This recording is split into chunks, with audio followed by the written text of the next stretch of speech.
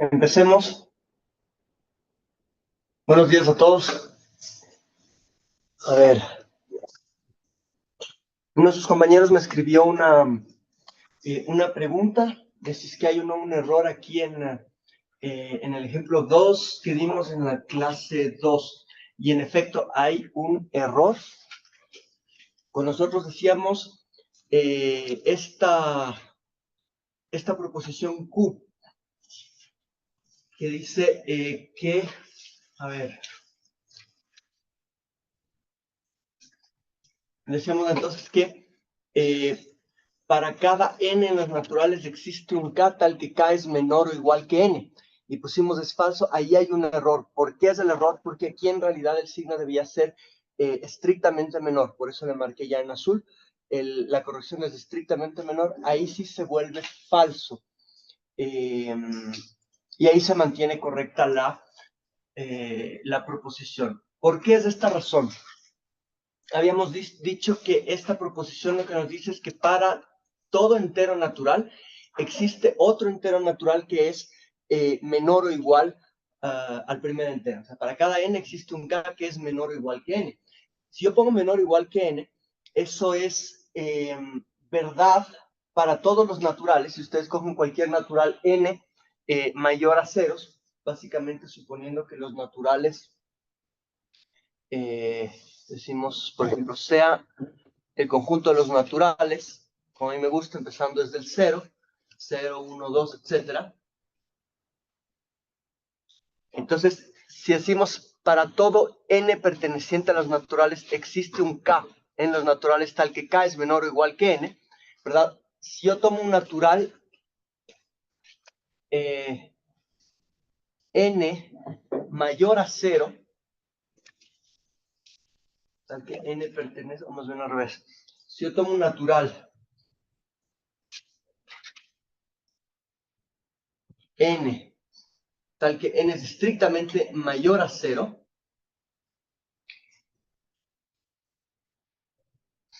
entonces noten que n-1 también es un natural y cumple con ser menor o igual que n, ¿ya? Entonces, para cualquier n estrictamente mayor a 0, esto se cumple. n-1 es menor o igual que n y n-1 también es un natural. ¿Qué pasa en el caso del 0? Si consideramos ya no un n mayor o igual a 0, sino el caso del 0, el 0 es un natural que cumple con esta relación. 0 menor o igual a 0, ¿verdad? Por lo tanto, si yo uso el menor o igual, esta relación sí se cumple para todos los naturales. No así si es que uso el estrictamente menor, ¿de acuerdo? Si es que uso el estrictamente menor de estas dos condiciones que acabo de considerar como n estrictamente mayor a 0, si es que n es estrictamente mayor a 0, y yo considero ¿cómo se dice? La desigualdad estricta, es decir, en lugar de considerar esto, considero una desigualdad estricta. Entonces, para cualquier n estrictamente mayor a 0, en efecto, n-1 es un número natural estrictamente menor que n, ¿verdad? Y por lo tanto se cumple, pero ya no se cumple para el 0, ¿verdad? Entonces existe un natural para el cual esta relación ya no tiene sentido. Entonces el 0 es el contraejemplo que nos permite ver que cuando uso el signo estrictamente menor, aquí, esta proposición es falsa y esta proposición de aquí es verdadera. ¿De acuerdo? ¿Cómo? Cuando es mayor o igual a la baja. Exacto, cuando esta es estrictamente, cuando esta es estrictamente menor, se cumple que es falsa la de arriba, por lo tanto, la de abajo, la negación de la de abajo es la negación del estrictamente menor, que sería el mayor o igual, ¿de acuerdo? Y se mantiene el valor de verdad de esas operaciones. Entonces, solamente era un error en el signo, ¿de acuerdo? Y aquí, finalmente, ¿qué es lo que estamos diciendo? Que existe un número natural tal que para todo k perteneciente a los naturales, k es mayor o igual que n. En efecto, ¿cuál sería ese número? ¿Quién me dice? Cuando decimos existe un número natural tal que para todo k natural, k es mayor o igual que n.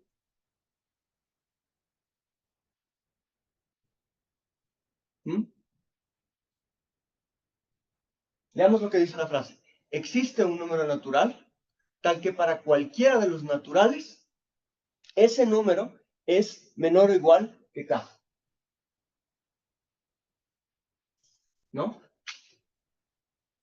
Entonces, mayor o igual que k. Sí, o sea, si quieren pueden leerle, digamos, a ver, estamos trabajando con esta proposición de aquí, ¿no es cierto? La negación de k. Ya sabemos que es verdadera con la corrección que hicimos. Entonces, lo que estamos diciendo aquí es que existe un número natural tal que para todo otro número natural k, k va a ser mayor o igual que n. ¿Sí? O, si es que prefieren, podemos darle la vuelta a esta expresión de aquí. Voy a coger un verde. Ya, yo puedo reescribir toda esta expresión como existe un n, y no es cualquier n, le voy a poner un n asterisco. Existe un n asterisco perteneciente a los naturales,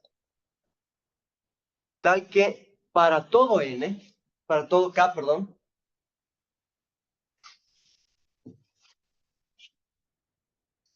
perteneciente a los naturales, n asterisco es menor o igual que k. Note que solamente le di la vuelta a esta relación. K mayor o igual que n, lo escribí como n asterisco menor o igual que k. Entonces aquí quizás se ve un poco más evidente. Existe un n asterisco, un natural, tal que para cualquier k en los naturales, n asterisco es menor o igual que k. ¿De qué estoy hablando? ¿Mm? El cero es un número natural particular, tal que para cualquier número natural, el cero es menor o igual que cualquier número natural. Y eso se cumple para, noten que se cumple para todos, incluyendo el cero, porque el cero es menor o igual que el cero. Y de ahí, para cualquier número natural, el cero es menor o igual que ese número natural. ¿De acuerdo? Es el más pequeño de todos. Exacto, es el menor de los naturales. ¿Cierto? Entonces ahí sí se cumple esta relación. Entonces, bueno, se me pasó este error por haber ido demasiado rápido. Espero que les quede claro entonces ahora. ¿Sí? ¿Cómo? Ok, empecemos ahora con el quiz que habíamos dejado, que les habíamos avisado que vamos a tener. Entonces, el quiz es una revisión de la materia que tuvimos la semana pasada. La mayoría de cosas se pueden deducir, otras cosas necesito que sean creativos. Entonces, conéctense todos, por favor, estudiantes que están en línea. Hola chicos, ahí está el código QR, o si no entran joinmyquiz.com y ponen ese código 380663. Y también los nombres son aleatorios, digamos, entonces concéntrense en hacerlo bien y no se estresen si El quiz es anónimo.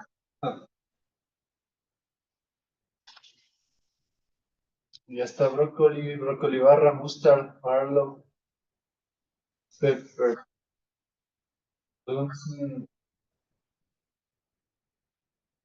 Tenemos 8 participantes. ¿Cuántos estamos conectados? Estamos 16. ¿Cómo puedo ingresar? No puedo ingresar. ¿Cómo lo hago? Tienes que entrar aquí en Google, le puedes poner joinmyquiz.com y pones este código de aquí. O si no, con tu teléfono escaneas este código QR.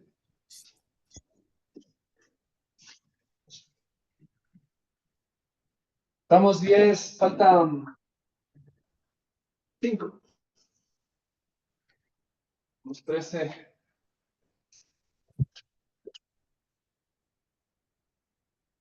Dos personas más. Eso. Los 14 conectados. ¿Todos ustedes se conectaron? Estamos 17.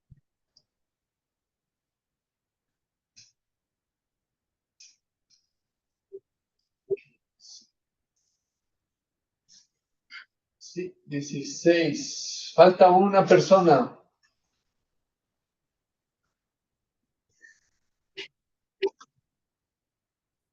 ¿Alguien está teniendo problemas para conectarse?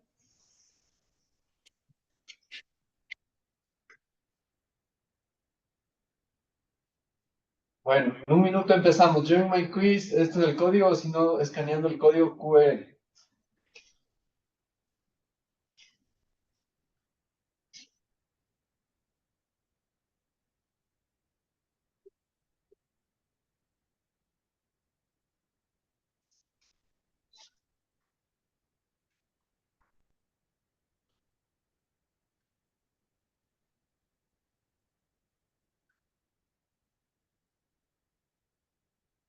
Vamos, empezamos ahora.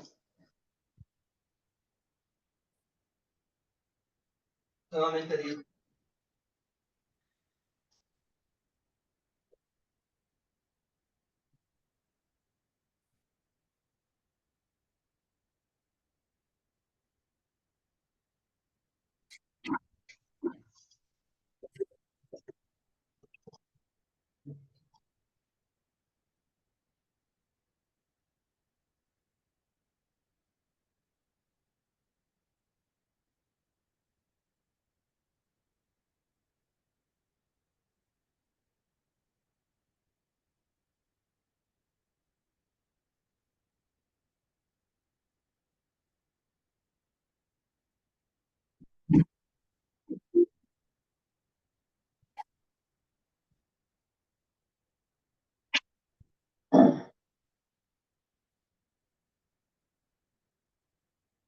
Muy bien, Cocamelon. Ya empezamos a...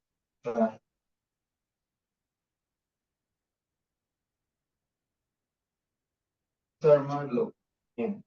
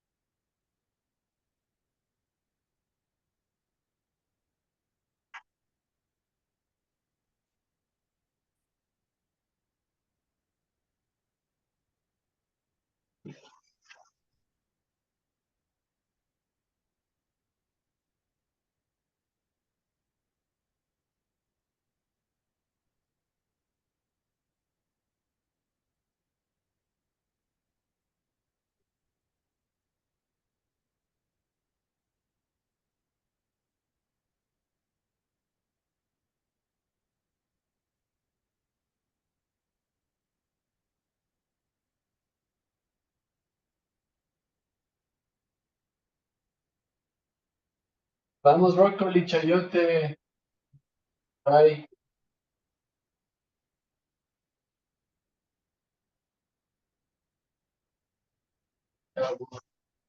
Cada chip.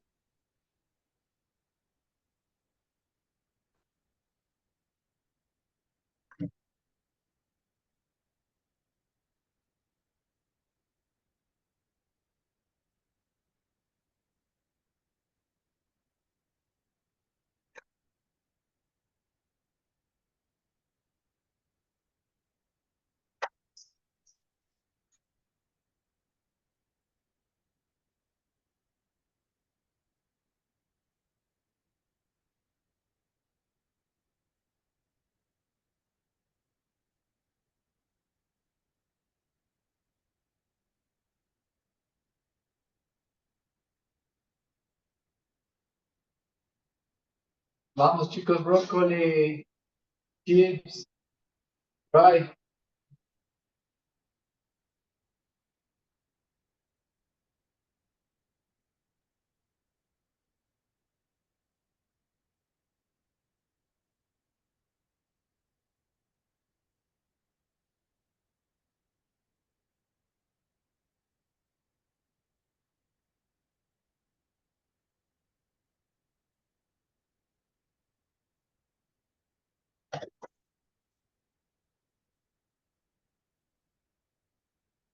Esa de las opciones ahí,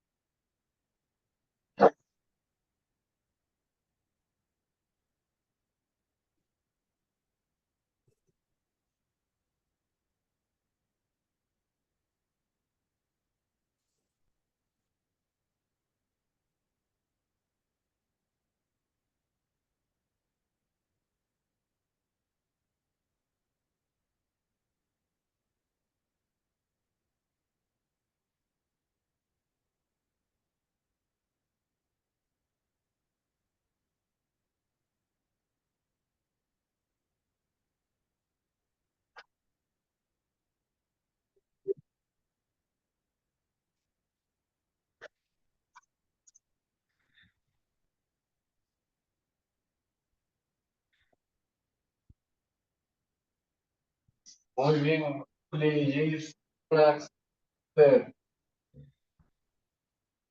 No sé cuántos compañeros que no están contestando.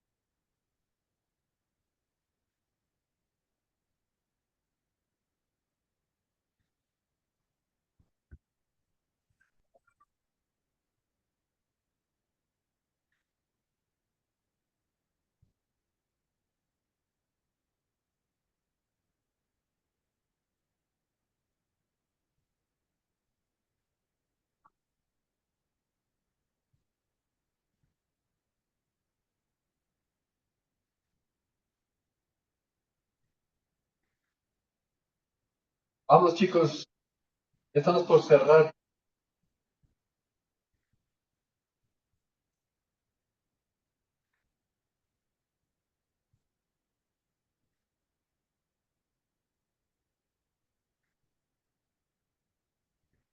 Ahora sí ya se animó.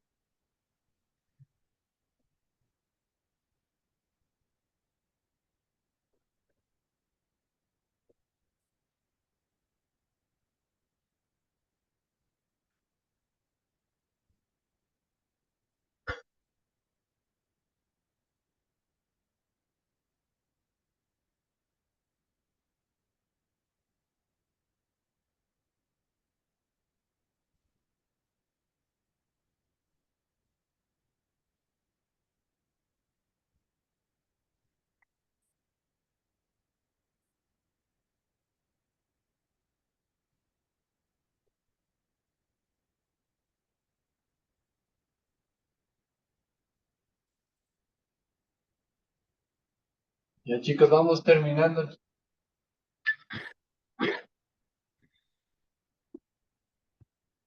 En 2 minutos más.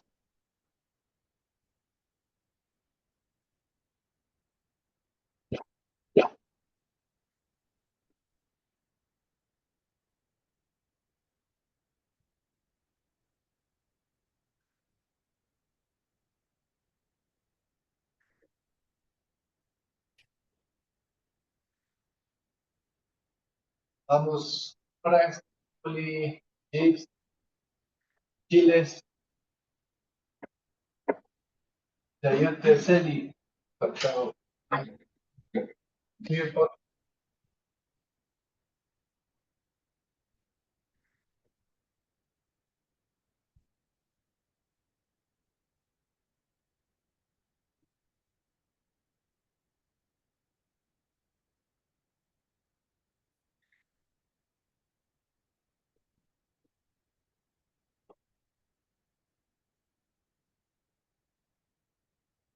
Muy bien.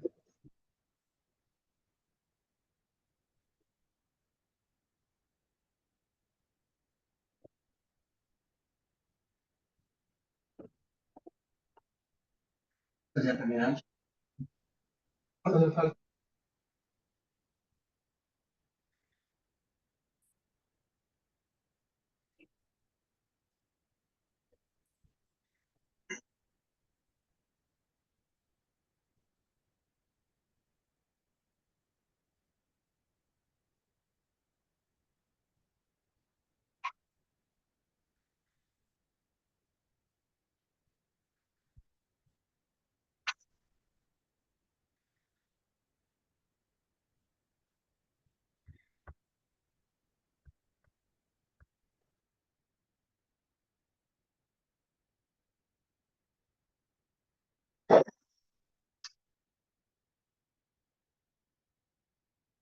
Chévere.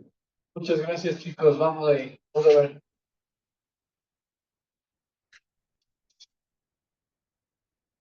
Felicitaciones, Chayote Celi 3, Daikon segundo y Mustar Marlon primero. Muy bien. Ok, no se sientan mal, el quiz no era fácil, estaba diseñado para probar su intuición detrás de algunos de los conceptos complicados que hemos visto. Vamos viendo la retroalimentación. Ujú. Entonces, a ver, pusimos aquí 3 categorías, ¿cierto? Tenían que organizar las 3 categorías. ¿Dónde están las opciones? Esta te implica. No, Claro, pero las opciones de aquí adentro. no está.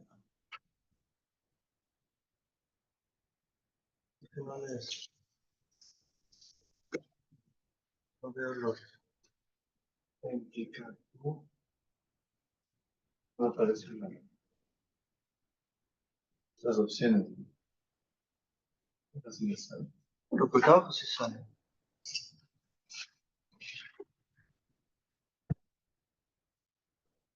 Voy a verle como quiz. ¿Vale? Ok.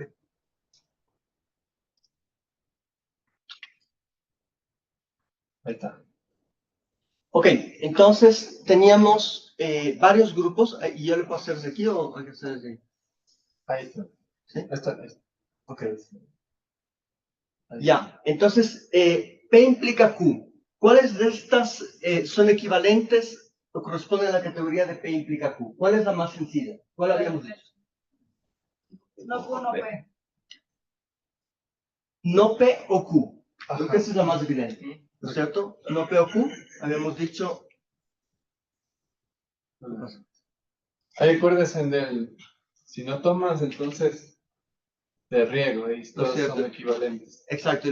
Si no tomas te riego es equivalente al o tomas o te riego, ¿no es cierto? Entonces sería el primero, ya sería el segundo de aquí abajo, porque Claro. habíamos dicho que P implica Q es equivalente a no Q implica no P, ¿sí? Y también como el O es conmutativo, decir no P o Q es lo mismo que decir Q o no P, ¿de acuerdo? Entonces estos tres corresponden al P implica Q. El segundo también se le conoce como contrarrecíproco, ¿no? El de aquí sí es el contrarrecíproco. De ahí tenemos ahora la negación, que sería no P implica Q. La negación de esto sería obviamente si P implica Q es no P o Q.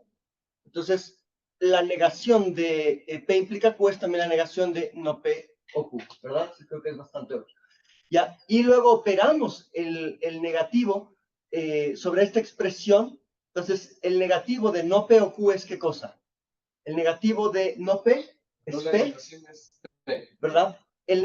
Cuando negamos el O se convierte en I, ¿verdad? Y el Q se convierte en no Q. Entonces estas dos eran las opciones para la negación de P implica Q. ¿Sí? ¿Está claro? Y por último, el no P implica no Q, ¿verdad? Nuevamente utilizamos la lógica. Si P implica Q es equivalente a no P o Q, esta vez no P implica no Q va a ser equivalente a ¿qué? A la negación de no P, que sería P, o la segunda proposición, que sería no Q. ¿De acuerdo? ¿Ya? Y finalmente, igual, por la misma lógica que aquí teníamos, P implica Q es lo mismo que no Q implica no P. Acá tendríamos no P implica no Q es lo mismo que Q implica P. ¿De acuerdo? Sigamos. Esa creo que era la más laboriosa, porque exigía tener presente al menos 2 o 3 relaciones, pero luego era repetir una y otra sobre las diferentes proposiciones que tenían ahí. Otra era esta de aquí, ¿no es cierto? Considere los números reales. Ok, entonces para esta podríamos ya empezar la clase, porque aquí también teníamos.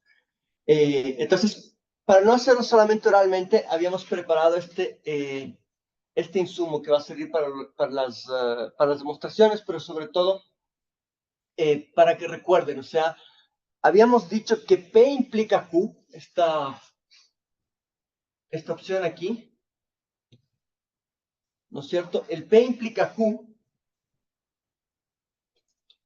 es siempre verdadero, excepto cuando la premisa es verdadera y el resultado es falso, ¿verdad? Esta es la versión cuando tenemos dos proposiciones P y Q distribuidas como verdadero, verdadero, verdadero, falso, falso, verdadero y falso, falso, ¿verdad? Habíamos dicho que el P implica Q corresponde a valores de verdad de cuando ambos son verdaderos es verdadero, cuando el primero es falso, siempre va a ser verdadero porque no hay forma de demostrar que la implicación es falsa, si es que la premisa es falsa, ¿verdad? Y si es que la premisa es falsa y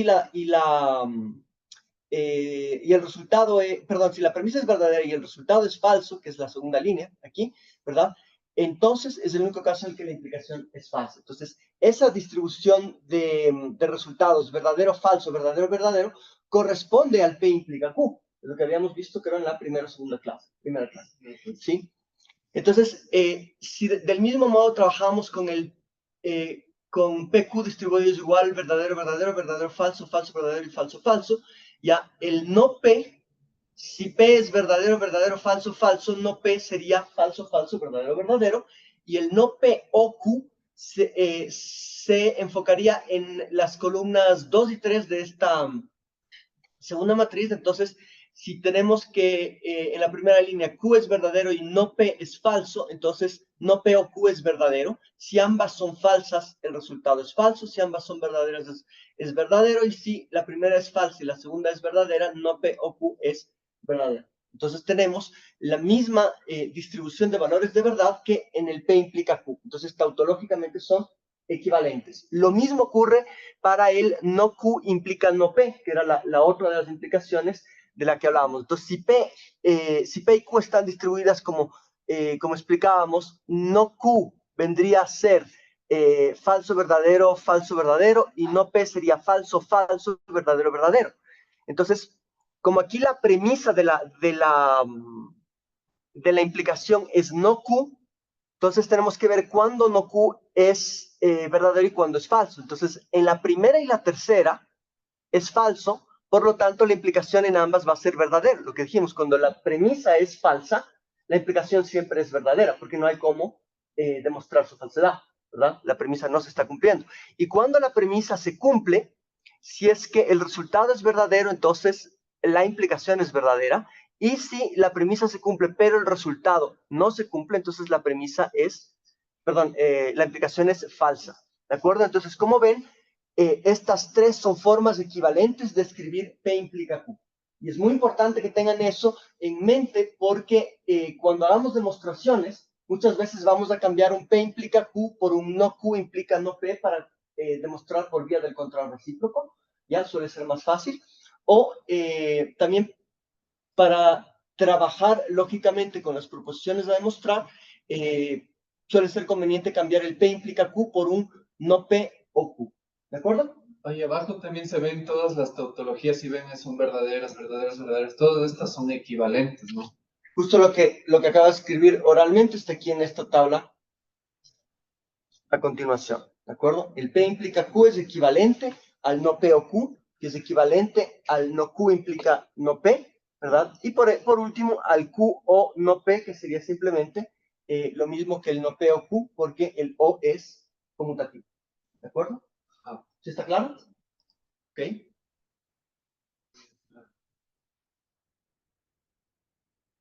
No se ve la... Ok. Entonces, para la siguiente pregunta, era más de una intuición visual. Dijimos, trabajamos sobre los números reales. Considere este conjunto y calcule a cuál de las opciones corresponde. Entonces, vamos a tratar de entender este conjunto de acá. Podemos volver a la clase 6. ¿Para allá? Ajá. Ok.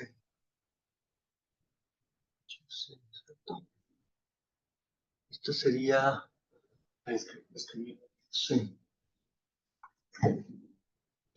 Ya. Ok, entonces tenemos este objeto de aquí. La unión para... ¿Cuál es la variable n, verdad? N que pertenece a los enteros relativos de n, n más 1. Y todo esto, el complemento. Entonces, cuando trabajamos bases de teorías de conjuntos, si vimos el complemento, ¿verdad? Es todo lo que no es este conjunto, ¿verdad? Aquí tenemos un tipo de intervalo abierto, ¿verdad? Es el intervalo n a n más 1, que no incluye los bordes. Y tenemos una unión de estas, también vimos en uno de los ejemplos, era una unión infinita, ¿verdad? Para todos los n pertenecientes a los enteros relativos, ¿verdad? Entonces, ¿qué sería si consideramos la línea de los números reales? Entonces, si tenemos aquí los números reales, aquí por ejemplo el 0, ¿verdad? Si es que tomamos un cierto n aquí, ¿cuál sería un típico intervalo de estos? Sería un intervalo que va de n a n más 1, ¿verdad? Y que no incluye los bordes, no incluye ni n ni n más 1, ¿verdad? Y ese lo vamos a unir con todos los demás intervalos de la misma forma,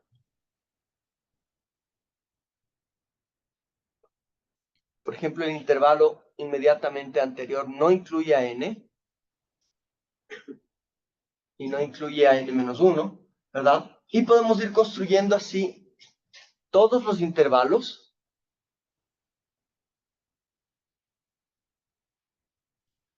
que contienen solamente los números no enteros, ¿verdad? Entonces estamos haciendo una unión de todos los intervalos de esta forma.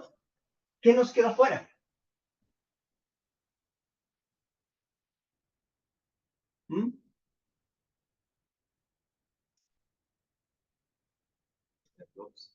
¿Perdón? No, lo mismo puedo hacer a este lado. Tomo aquí un negativo, excluyo este, por ejemplo, el -1, lo excluyo de un lado y de otro. El -2. Recuerden que son intervalos abiertos.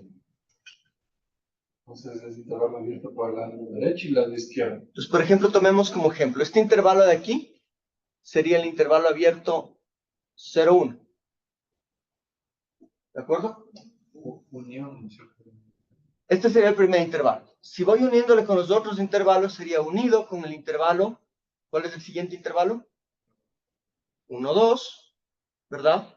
Unido con el intervalo 2, 3, así sucesivamente hacia un lado y hacia el otro lado lo mismo.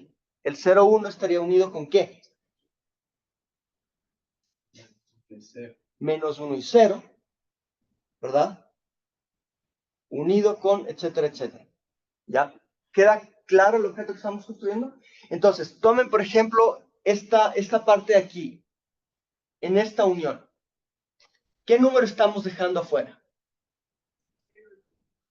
El 0, el 1 y el 2. Es decir, estamos dejando por fuera solamente los límites de cada uno de los intervalos, que son justamente los enteros, ¿verdad? Entonces, si yo considero la unión de todos estos intervalos, ¿verdad? Estoy considerando toda la recta de los reales que contiene números no enteros, ¿verdad? Y cuando saco el complemento, ¿qué me queda? Los enteros, ¿no es cierto? Entonces, esto no es otra cosa que los enteros relativos. ¿De acuerdo? ¿Sí? Es una cuestión visual, no era una pregunta muy difícil, solamente comprensión de las notaciones con las que hemos venido trabajando. ¿De acuerdo? ¿Alguna pregunta?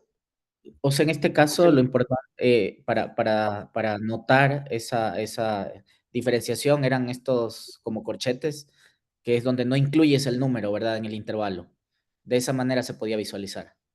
Correcto, son intervalos abiertos. Ya, Exactamente. Esa es una muy buena pregunta. ¿Qué hubiese pasado si es que en lugar de tener los intervalos abiertos, hubiésemos tenido el mismo objeto, pero con intervalos cerrados? Esa es la pregunta de Sandra, ¿verdad? Entonces, ¿qué habría pasado? Habríamos tenido una unión que sí incluye los límites de cada intervalo, ¿verdad? Y de esa unión, ¿qué se forma? ¿Qué número se deja fuera? No, el 0 también, fíjate, si es que yo cierro aquí el 0, no se deja nada fuera. Eso reconstruiría la recta de los reales. Correcto. Si es que cierras los intervalos, con este objeto de acá, reconstruyes los reales, y todo lo que no son los reales, ¿qué sería? Buena pregunta. ¿Cuál es el complemento de todo el espacio? ¿Cuál es el conjunto que no tiene elementos? El vacío. ¿De acuerdo? Sería bueno decirles el concepto de la diferencia. Cierto. Nosotros cuando trabajamos los conceptos de operaciones entre conjuntos, vimos justamente las uniones, las intersecciones y las complementaciones. Hay uno que dejé por fuera que pensaba volver más adelante, pero finalmente ya entramos en temas de cardinales y funciones, así que de todas formas lo voy a mencionar ahora, que es el de la diferencia. Entonces, así de, correcto, ¿no es cierto? ¿Dónde le pongo? Acá.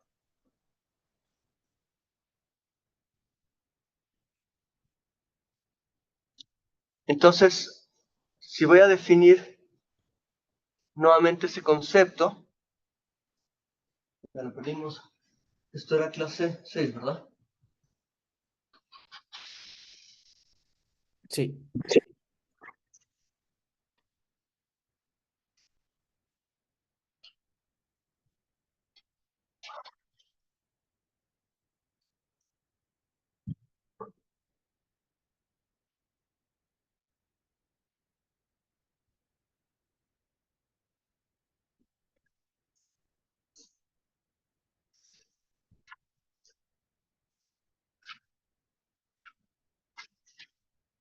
Ya.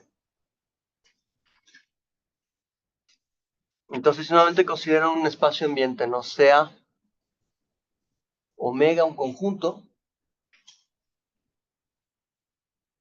y sean A y B subconjuntos de omega. Entonces, el conjunto A sin B está definido como el conjunto de los de X pertenecientes a omega, tales que X pertenece a A y, ¿quién completa? X no pertenece. X no pertenece a B. ¿De acuerdo? Y en términos de un grafiquito sencillo para ilustrar el caso típico, tengo aquí omega, tengo aquí A y aquí B. Entonces, A sin B es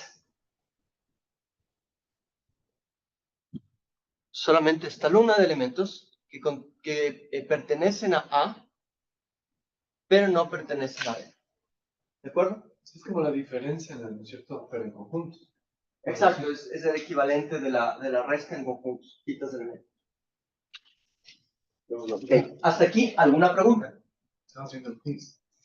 Yo tengo una pregunta. Sí. En el ejemplo anterior, podríamos reescribir ese complemento como si X pertenece a A, pero también X pertenece al complemento de B. Correcto. De B, ¿no? Correcto, de hecho, la otra forma, ¿dónde estamos? Gracias. O sea, es A intersección B complemento. Correcto. Ah. La otra forma de escribir esto, y es muy buena su observación, porque nos permite justamente trabajar con estos conjuntos. Esto acá podemos escribirlo como, noten que aquí tengo un I. El I, ¿a cuál de las operaciones de conjuntos correspondía?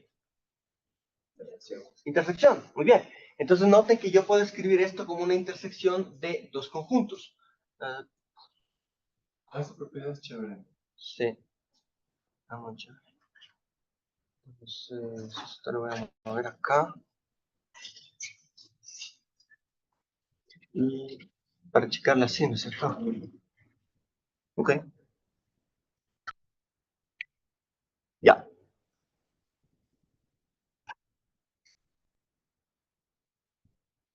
Ok. Entonces, decíamos, esto acá como es un I, puedo separarlo en una intersección, que sería el conjunto de los X que pertenecen a omega, tales que X pertenece a A, sería la primera condición.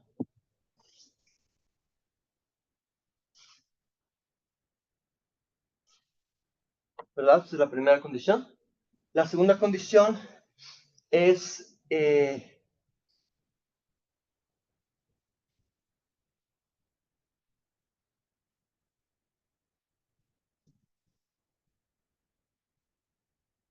el conjunto de los X que pertenecen a omega, tal que X pusimos no pertenece a B, pero no pertenecer a B es lo mismo que pertenecer a, O sea, el no, complemento, porque todo lo que no a todo lo que no es B, ¿verdad? Entonces es pertenecer a B complemento.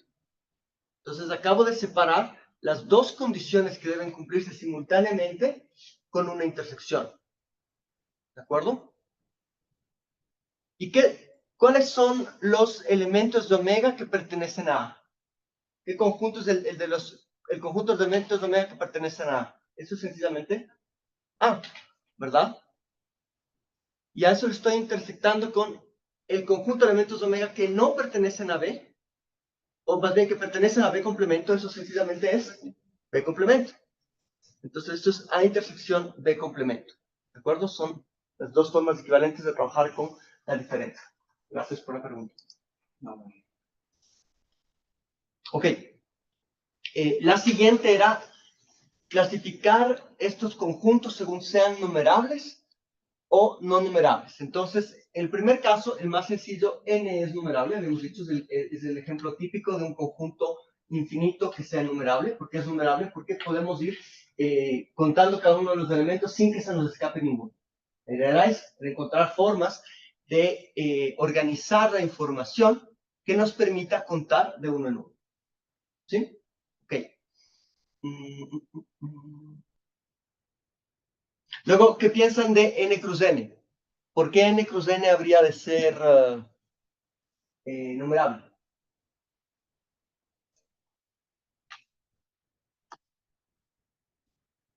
Recuerden, la condición para que sea numerable era una relación 1 a 1. ¿Sí? Entonces, aquí habría ayudado una visualización de n cruz n. Nosotros sí tenemos una visualización de R cruz R o de R2, que es ¿qué cosa? El plano cartesiano. Ese es R2. ¿Cuál será una visualización de n cruz n?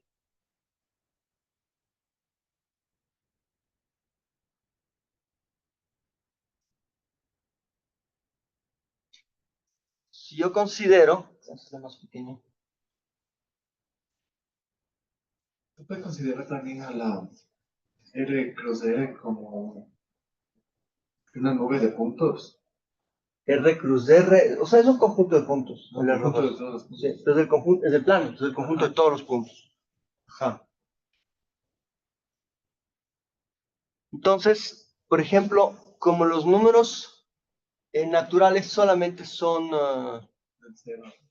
positivos, voy a considerar solamente el primer cuadrante del plano, ¿verdad? Y voy a considerar en azul o sí, en rojo, mejor, más visual, aquellos puntos que corresponden a n cruz n.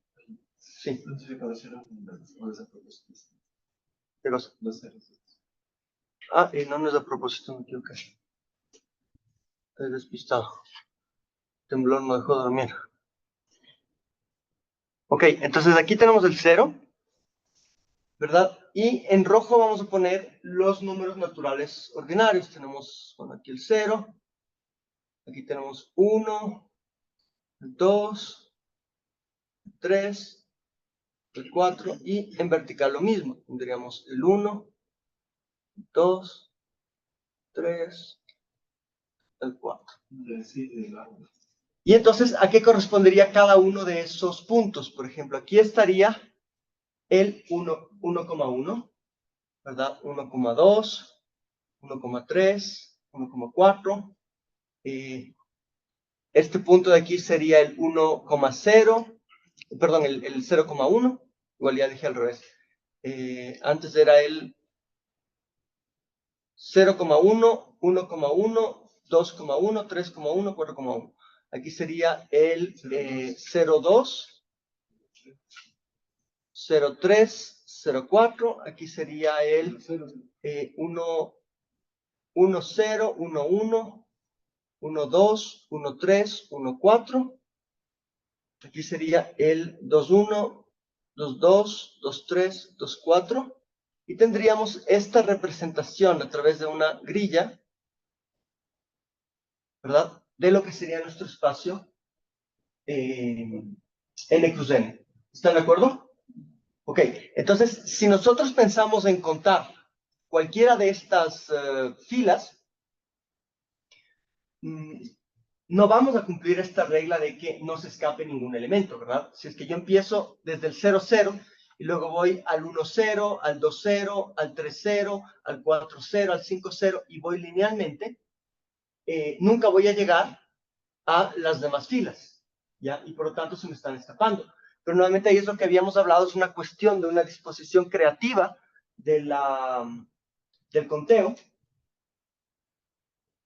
Si es que en cambio yo empiezo desde el 0 ¿Qué pasó? Ah, ya se trató.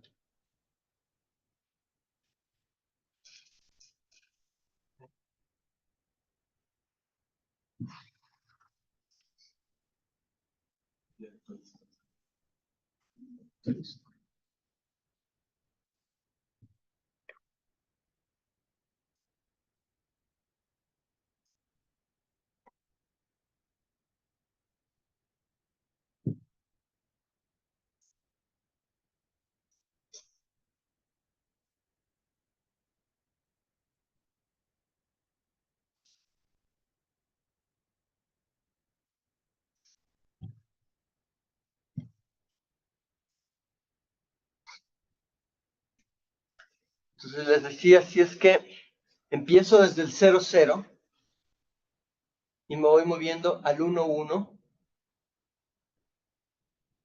perdón, al 0, 1, al 1, 1, al 2, 1, al 2, 2, perdón, al 1, 1, al 0, 2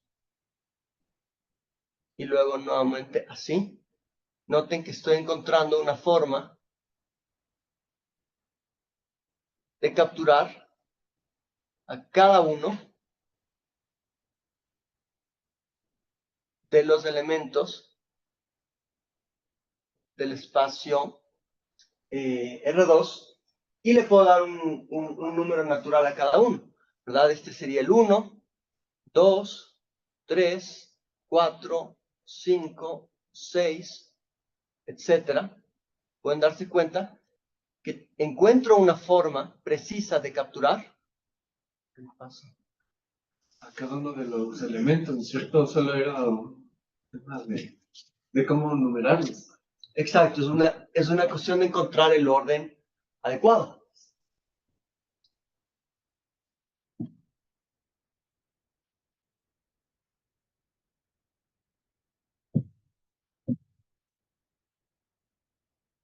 Ayer no dio ningún problema y ahora. Una caricatura de esa. Lo que sí tiene pánico escénico.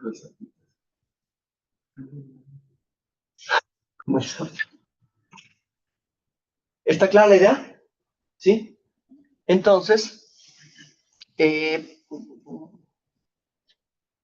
¿dónde estaba el quiz? Vamos. Entonces, como ven, n cruz de n tiene la misma propiedad que los naturales. Es un conjunto numerable. ¿De acuerdo? Z también, esto lo habíamos visto en clase, ¿no es cierto? Podemos hacer un conteo saltado. Y ahí está la pregunta que se les dice. Aquí está el Q, que es algo que dejamos como pregunta pendiente. Dijimos que todos debían pensar en la respuesta. Y el Z por Z. ¿De acuerdo? ¿Qué explicación encontrarían para el Z por Z y para el Q para decir que son numerables? O sea, para el Q es lo mismo que hicimos con N por N. O sea, por ejemplo, un medio, dos medios, tres medios, etcétera. Abajo un tercio, un cuarto, un quinto. Pero voy asociando tipo 1, 2, después bajo 3 y como dos medios es 1, entonces sigo y esto es como igual zigzag, o sea, el conteo. Yo lo hice así. Sí, es coherente, es coherente pensarlo así para el Q. Ya voy a explicar la relación. Y para el Z cruz Z, pregunta con una pista. Dado el ejemplo que vimos del n cruz n, ¿qué podríamos hacer con Z cruz Z para demostrar que es numerable?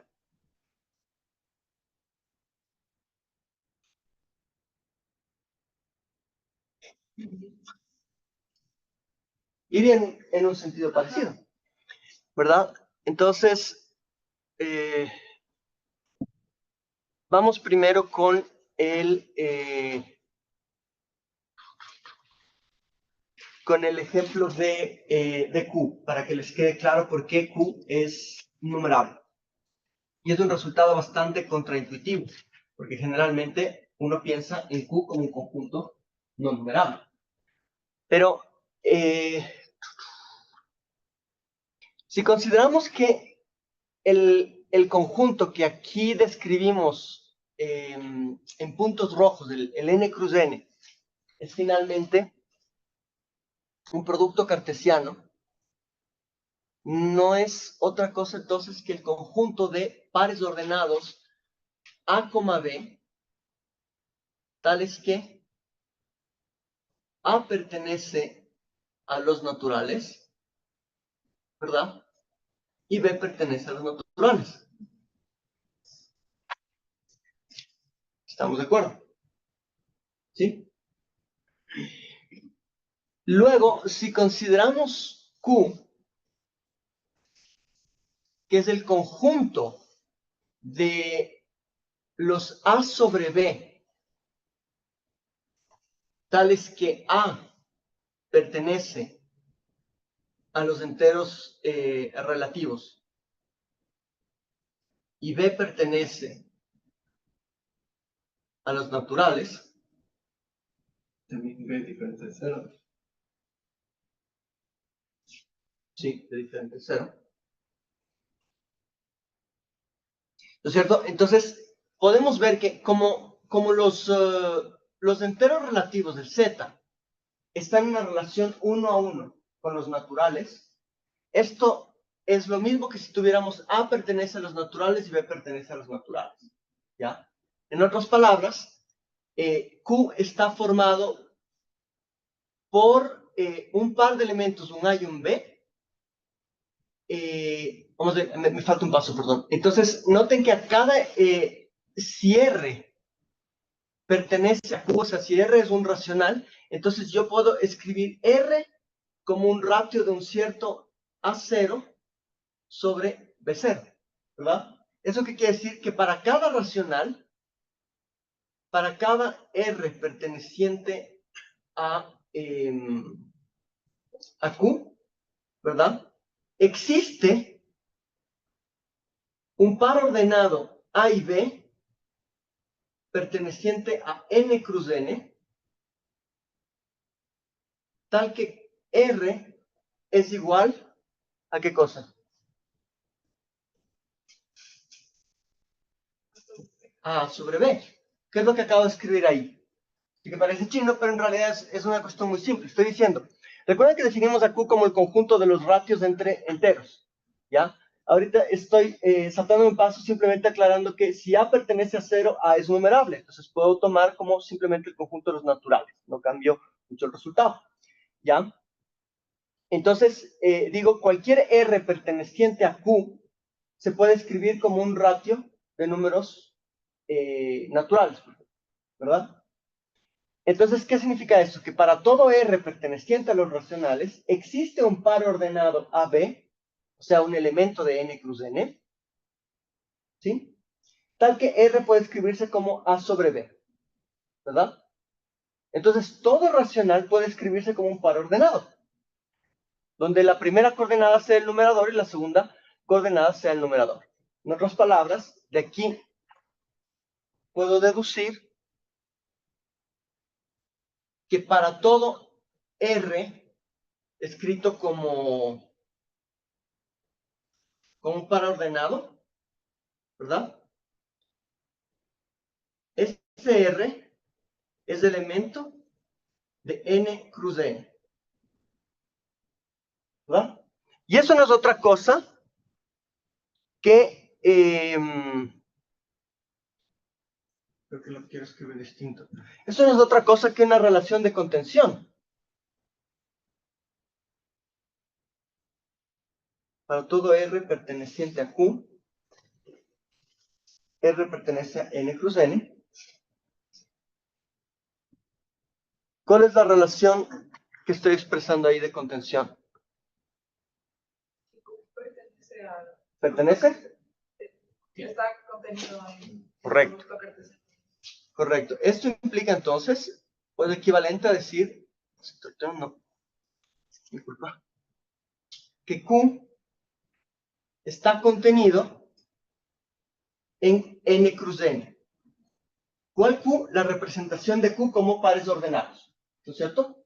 Entonces, si Q está contenido en N cruz N, entonces el cardinal de Q, lógicamente, ¿qué tiene que ser en relación al cardinal de N cruz N? ¿Estás alto? El cardinal es un número. Ya no estamos hablando de pertenencia. ¿No igual? Menor. Menor o igual. Si Q está contenido en n cruz n, el cardinal de Q tiene que ser necesariamente menor al cardinal de n cruz n. ¿Están de acuerdo? Y el cardinal de n cruz n, ¿a qué acabamos de calcular? ¿A qué corresponde según acabamos de ver? Está en una relación de 1 a 1 con los naturales. Y los naturales son un infinito, ¿qué cosa? Numerable. Lógicamente, entonces, el cardinal de Q, como también es infinito, porque sabemos que los racionales son infinitos, también son numerables. ¿De acuerdo? ¿Está claro la relación lógica? ¿Alguna pregunta hasta aquí? Sobre todo, compañeros de virtual, les escucho preocupantemente silenciosos. Ahí también es interesante, ¿no es cierto?, que la cardinalidad de los racionales sería parecida a la cardinal de los naturales, ¿no es cierto? El cardinal de los... Racionales con de los naturales. Claro, o sea, de hecho estamos diciendo que ambos son numerables. El cardinal sería similar. Yo tengo una pregunta. En Sí. este caso, bueno, se está haciendo toda la explicación con los intervalos y más para demostrarlo, pero n cruz n al final es una multiplicación de dos números naturales. ¿No podría de manera más simple solo tomar como ejemplo un número natural, multiplicarlo por ese mismo número natural y confirmar que es numerable? ¿O no puedo hacer eso? A ver, cuando escribo yo n cruz n, no estoy multiplicando dos números. Okay. ¿Ya? N cruz n, o sea, a ver, es buena la pregunta, pese a que esto expliqué en la primera clase, ¿no? Si yo escribo 2 por 3, ¿cuáles son los elementos, los objetos que tengo en esta expresión, antes y después del por? Son números, ¿verdad? El 2 es un número, el 3 es un número, entonces 2 por 3 es simplemente un cálculo, es una operación entre dos números, ambos enteros. 2 por 3 es igual a 6, ¿de acuerdo?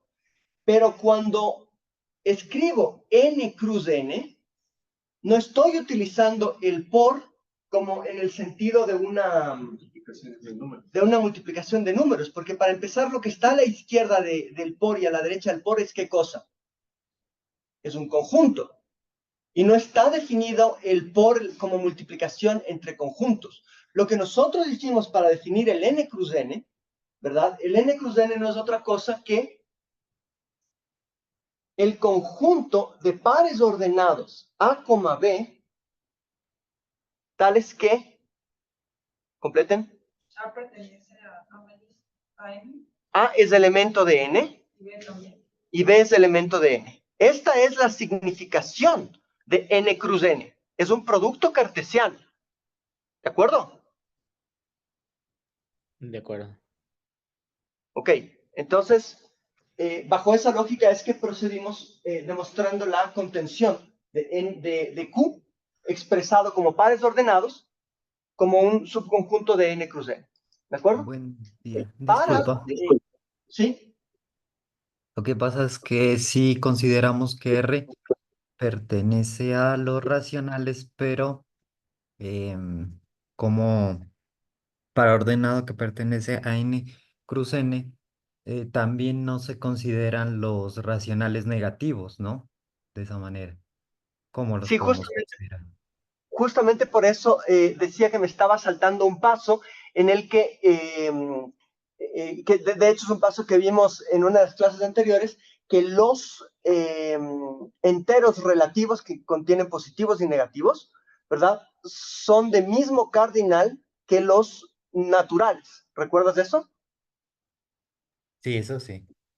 Ok, si los enteros relativos son del mismo cardinal que los naturales, entonces demostrar la numerabilidad utilizando los enteros relativos z o los enteros naturales, los naturales positivos, es equivalente, porque son dos conjuntos que tienen una relación de 1 a 1. ¿Estás de acuerdo? Sí, claro. Por eso me salté el tema de los números negativos, pero gracias por resaltarlo para asimismo resaltar la razón. ¿De acuerdo? Vale, igual quedaría, o sea, completa igual si demostramos también que Z cruz Z es numerable, para que quedara la definición, pues, perfecta, Claro, también lo pudiéramos hacer para que cada par pertenece a Z cruz Z, ¿cierto? Pues correcto, quedaría. exactamente. Exactamente. Ahí tendrías una forma alternativa de demostrar sin pasar por la igualdad de cardinales entre Z y N. ¿Ya? Y de hecho, eso es justamente lo que íbamos a hacer ahora. ¿Ya? Si ahora consideramos el Z cruz Z, noten que podemos hacer un truco similar al que utilizamos para N cruz N, con una disposición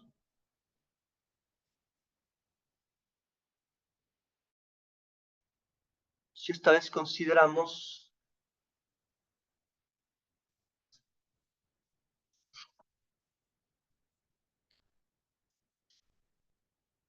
si esta vez considero un plano, y nuevamente voy a poner en rojo aquellos puntos que pertenecen a Z cruz Z, recuerden ahora, Z cruz Z, ¿a qué es igual? Y esto deben saberse como salvo. Recuerden que el producto cartesiano es uno de los objetos más importantes que hemos revisado hasta ahora. Nos permite construir espacios, tanto discretos como continuos, y es clave para entender los objetos que se manejan en teoría de juegos, ¿de acuerdo? Que es microeconomía 2.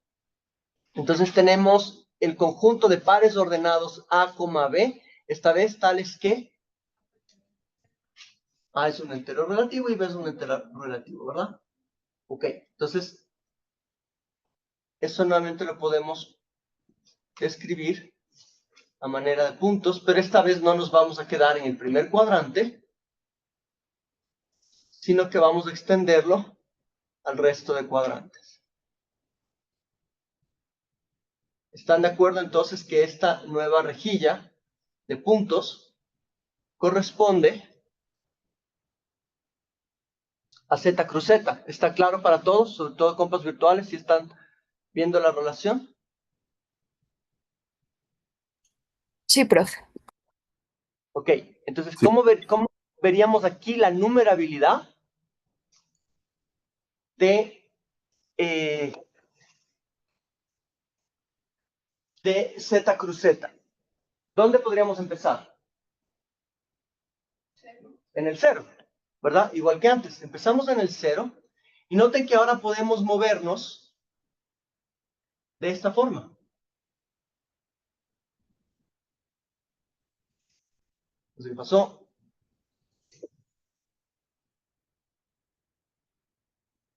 Entonces, claro. Puede ser, ajá. Como que le cambias del switch. Puede ser. Que me da cuenta que como que pasa un poquito más. Y como que cambia.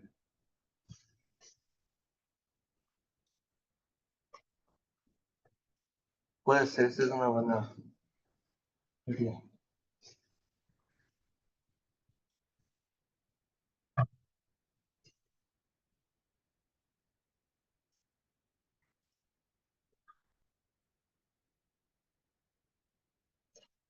Listo, entonces les decía que una alternativa es definir una forma de espiral desde el 0 que nos permite capturar uno a uno todos los elementos de Z cruz Z. Eso es como ese jueguito del ¿Del celular. Ajá. Ah, sí, exacto. Pero es viejo juego, no sé si les recuerde algo a ellos. Pero esta es la idea, ¿verdad? Entonces, tenemos ahora el Z cruz Z. Vemos que encontramos una relación uno a uno entre los naturales, ¿verdad? El 0 sería el 0, este de acá sería el 1, el 2, el 3, 4, 5, 6, 7, 8, 9, etcétera, etcétera. Y encontramos una forma de contar todos los números de Z cruz Z. Y ahora sí, conectando con la sugerencia del compañero anterior, una vez que demostramos que Z cruz Z es numerable, ¿verdad? Con la relación que establecimos entre cada número racional y un par de enteros A, B, ahora sí incluiríamos aquí los negativos, ¿verdad? Y por lo tanto, directamente vemos que como Z cruz Z es numerable, Q expresado como pares ordenados estaría contenido en Z cruz Z, ¿verdad? Es lo que acabamos de ver gráficamente. Y por lo tanto, el cardinal de Q es menor o igual que el cardinal de Z cruz. ¿Hasta dónde la prestamos? Que el cardinal de Z cruz Z. Ajá, suena feo, pero... Hemos dicho cosas peores. Ya.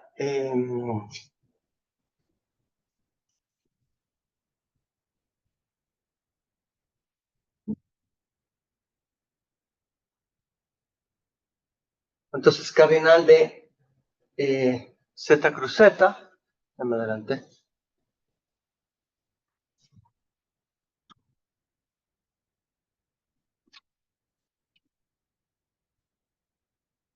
Que vimos que es igual al cardinal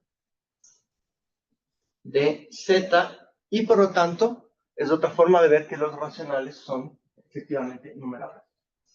¿De acuerdo? Ok, volvamos al quiz. Entonces revisamos ya todo esto, ¿no es cierto? Entonces ya vemos por qué cada uno de los de la primera columna son numerables, ¿sí? Si se equivocaron, espero que no se vuelvan a equivocar, ¿de acuerdo? En la segunda columna tenemos ejemplos de no numerables. R habíamos visto que es de hecho el primer ejemplo de algo no numerable porque no hay forma de establecer un conteo 1 a 1, siempre se nos van a escapar, no importa la disposición que demos de los números. Con los decimales necesito 0.01, 0.01. Exacto, por temas decimales. Eso obviamente no es una demostración, solo una forma intuitiva de ver. Se puede mostrar la no numerabilidad de R, pero requiere algunas herramientas matemáticas. Vamos a ver si es que alcanzamos a hacerlo. Luego, R sin N. ¿Por qué R sin N habría de ser no numerable?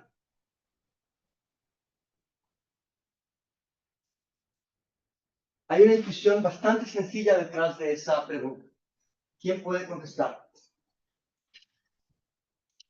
Es que lo único que estoy quitando de R al decir que es sin N son los positivos, ¿verdad? Entonces, es lo mismo que R, pero sin los positivos. Voy a incluir los enteros, y los enteros ya incluyen a los naturales. Entonces, solo es R. O sea, R sin N igual es R, ¿no? R sin N no es de R, es de R sin N, pero la lógica puede ir un poquito más allá. Puedes decir, ok, yo sé que R es ¿qué tipo de conjunto? ¿Es un infinito? ¿Qué cosa? No numerable. Pero N es un infinito numerable. Entonces, a un infinito no numerable le estoy quitando una parte numerable. Sigue siendo no numerable, ¿verdad? Aquello que le hace no numerable a R no está en los naturales. Por lo tanto, R sin los naturales debería seguir teniendo la propiedad no numerable de R. ¿De acuerdo? Si pongo R sin Q, es también Lo mismo. numerable. Exacto. Y eso es mucho más interesante, porque, de hecho, esa debimos poner. Es más interesante, pero bueno, queda como para el examen entonces, porque noten que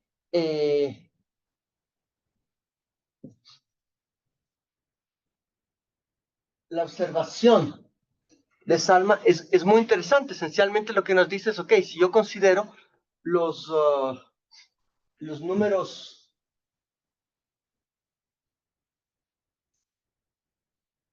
de los números reales y le quito primero los naturales, después le quito los enteros relativos y después también le quito todo lo que sea racional. Le quito 1/3, 2/3, 5 décimas, etcétera. Entonces le estoy quitando. Ok, entonces ahí los reales se vuelven contables. Okay. No, si le quito los racionales, Quedan los irracionales. quedan los irracionales ¿verdad? Entonces, si yo le voy quitando todo lo que sea racional, a R, estoy construyendo R sin, ¿qué cosa?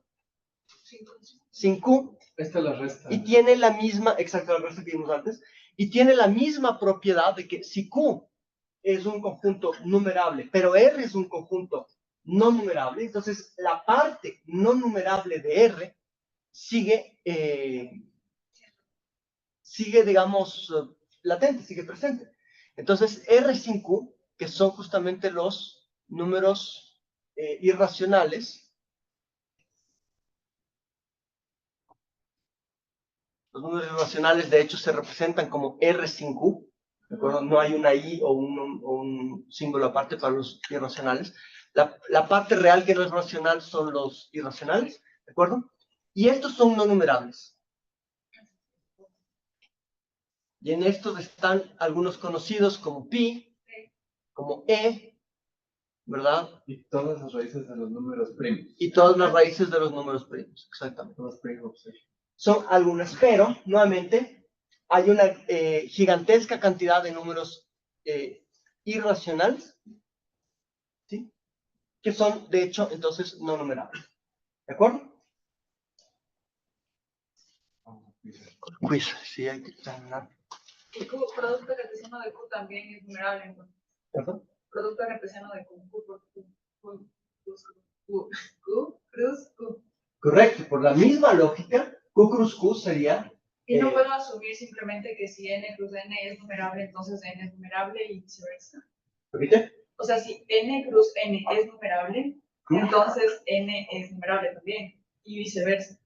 Estaría de acuerdo, excepto que para demostrar la numerabilidad de n cruz n, utilizas la numerabilidad de n.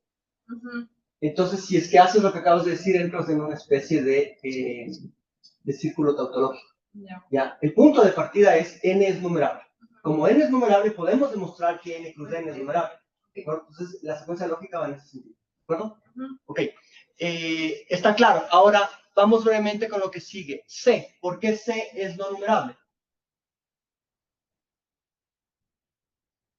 Esto es bien fácil. Ni siquiera vamos a hacer un gráfico.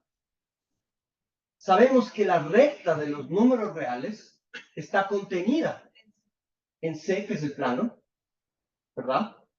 Por lo tanto, el cardinal de C es mayor o igual que el cardinal de R. Si R es no numerable, entonces C tiene que ser no numerable también porque contiene una parte no numerable. ¿Tiene el conjunto más grande? Sí. Es un conjunto que contiene a los reales, en el sentido es más grande en contención. ¿Sí? Y por último, P de R. ¿Qué era P de un conjunto? El potencial. Y hay una condición que vimos del potencial. El potencial es mucho más grande que el conjunto original. Entonces, si R es no numerable, su potencial, que es el conjunto de todos los subconjuntos que podemos formar con los números reales, ¿verdad? Es también no numerable. ¿De acuerdo? Entonces, no era más que utilizar lógica el quiz. Necesito que desarrollen esa lógica, esa intuición, que es muy importante cuando trabajamos con infinitos. ¿De acuerdo? Y... Solo una pregunta. ¿sí? Bueno, ya sabemos Z son enteros, N naturales, nacionales, R reales. ¿Qué es C? ¿Qué es qué? Sí, Sí. los números complejos. C era el de los números complejos, lo vimos en clase. El plano complejo, todos los números de la forma A más IB. ¿De acuerdo? De acuerdo. Ok. Vamos a la siguiente, que para mí es la más importante. Las dos siguientes son las más importantes preguntas porque ponen en...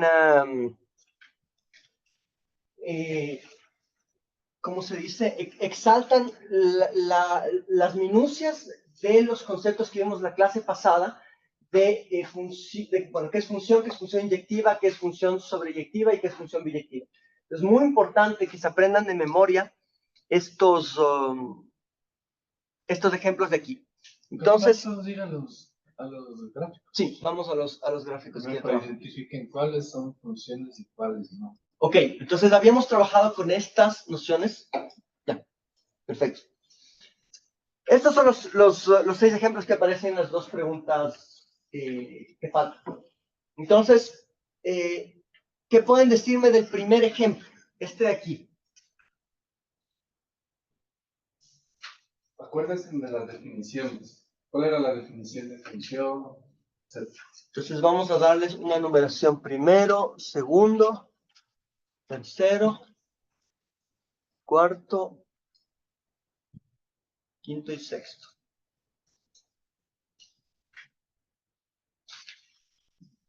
¿Qué me dicen del primer ejemplo? Noten que son el tipo de diagramas que les había dicho de una función.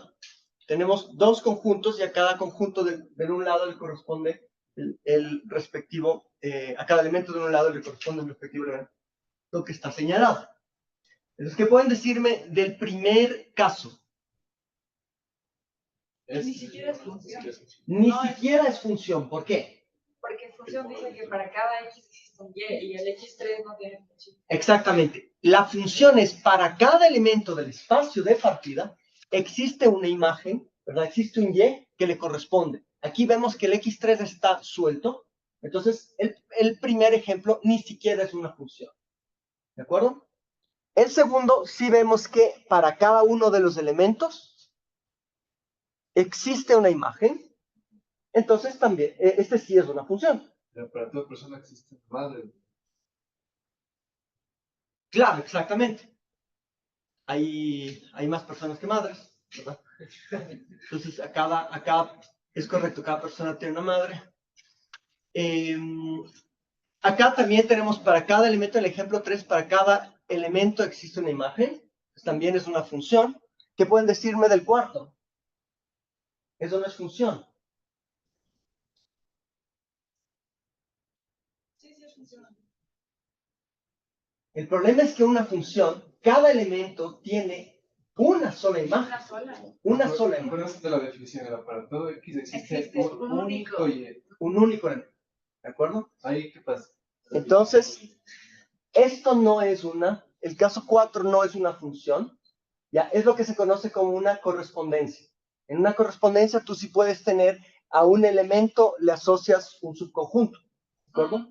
Que es un tipo más sofisticado de función, pero no es una función en el sentido relación elemento con elemento. O sea, por ejemplo, ahí, ¿no es cierto? Podría ser, aquí tienes X y Y. Y digamos, tienes una función algo así.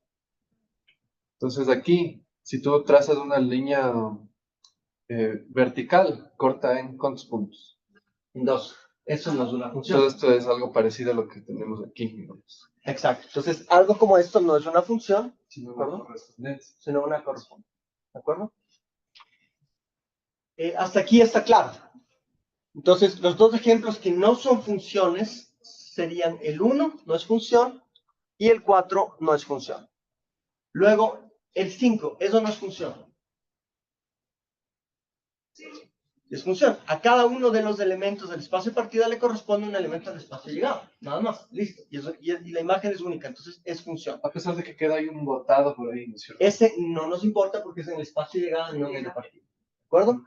Y el sexto, asimismo, tenemos a cada elemento del espacio de partida existe un único elemento en el espacio de llegada.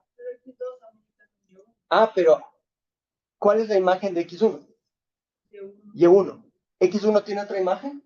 Entonces a X1 le corresponde una única imagen. No importa que haya otro X que tenga la misma imagen, eso no rompe la relación de función. Miren la diferencia que X1 tenga dos imágenes en el caso 4 a que un elemento del espacio de llegada tenga dos antecedentes.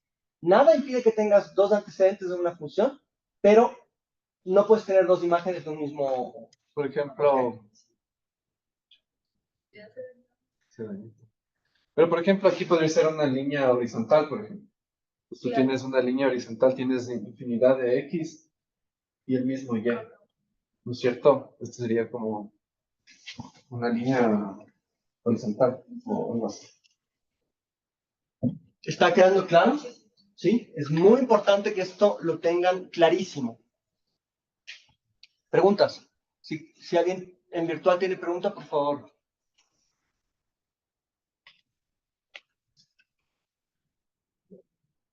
O sea, un X tiene solamente una imagen, pero esa imagen puede también ser imagen de otro X. Correcto. Ya, ahí sí. Es el caso, por ejemplo, de la parábola. Sí, sí, sí. 2 y menos 2 son dos antecedentes distintos cuya imagen es 4. ¿De acuerdo?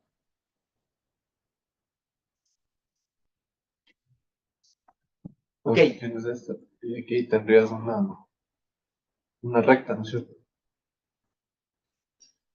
Tendrías ahí muchos X y un solo Y, que sería el de la línea recta. Exacto, la función constante es el ejemplo extremo en la que todos los antecedentes tienen una misma imagen. ¿De acuerdo? Entonces, aparte de 1 y 4, todos son funciones. ¿De acuerdo? Luego ahora vamos a ver, la otra pregunta era, ¿cuáles son, exacto, inyectiva, biyectiva, sobreyectiva, exacto? Tengan las definiciones en la mano. Si es que pueden hacerse, tener un formulario y tener sus definiciones y acordarse, sería bueno. Y a cada uno asociarle los ejemplos para que tengan en mente, es la mejor forma de no olvidarse. Entonces aquí vamos con, por ejemplo, que ya sabemos que el 1 y el 4 ya no vamos a tratar porque ni siquiera son funciones, mucho menos podemos hablar de inyectividad o sobreyectividad, que son características de funciones. Entonces vamos a los ejemplos 2, 3, 5 y 6. El 2, ¿qué tipo de función es? ¿Por qué sería sobreyectiva? ¿Cuál era la definición de sobreyectiva? Para cada Y que pertenece al conjunto de llegada existe un X conjunto de conjunto. Exacto, es decir, todo elemento de Y tiene al menos un antecedente, ¿verdad? Todo elemento Y del espacio de llegada tiene al menos un antecedente. Y aquí vemos que Y1 tiene dos antecedentes, y Y2 tiene un antecedente. Entonces, en efecto, el caso 2 es un ejemplo de función sobreyectiva. ¿Cuáles más son sobreyectivas?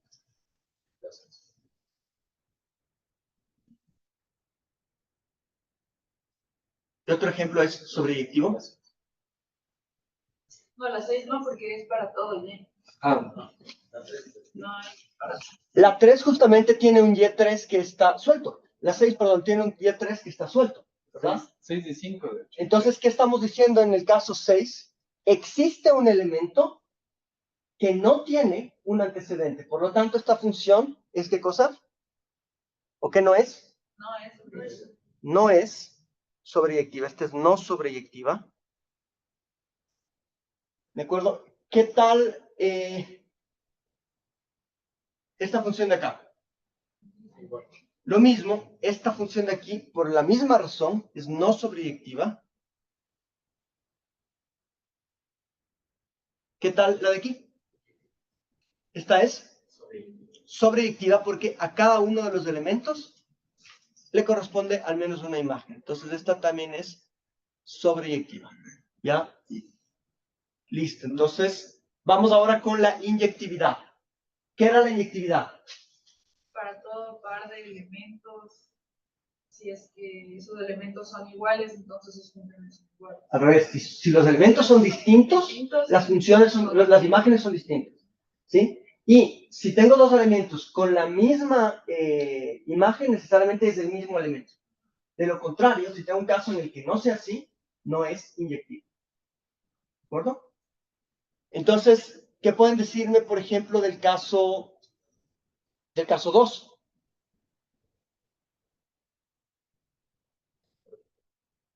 ¿Será inyectiva? ¿Cuál es la inyectividad? Dos elementos distintos necesariamente tienen dos imágenes distintas. Tengo dos elementos distintos, X1 y X2, son distintos. La misma imagen. Entonces, ¿es inyectiva? No es inyectiva. Entonces, el ejemplo 2 es sobreyectiva, pero puedo poner y no inyectiva. ¿Está claro por qué? ¿Ok? Vamos al ejemplo 5, ¿qué tal? ¿Qué dicen del 5? Tengo dos elementos distintos, dos imágenes distintas, y no tengo ningún otro elemento para usar contraejemplos. Entonces, esta es inyectiva, pero no sobreyectiva. ¿De acuerdo? Vamos al ejemplo 6, que vimos que no era sobreyectiva.